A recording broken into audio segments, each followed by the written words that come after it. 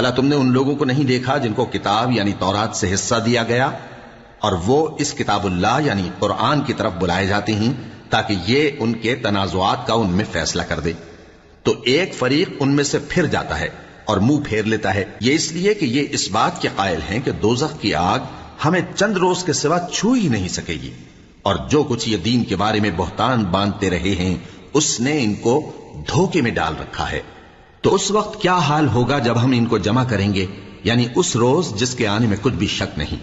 اور ہر نفس اپنے اعمال کا پورا پورا بدلہ پائے گا اور ان پر ظلم نہیں کیا جائے گا۔ کہو کہ اے اللہ، اے بادشاہی کے مالک، تو جس کو چاہے بادشاہی بخشے اور جس سے چاہے بادشاہی چھین لے،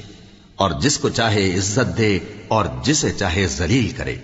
ہر طرح کی بھلائی تیرے ہی ہاتھ ہے اور بے شک تو ہر چیز پر قادر ہے۔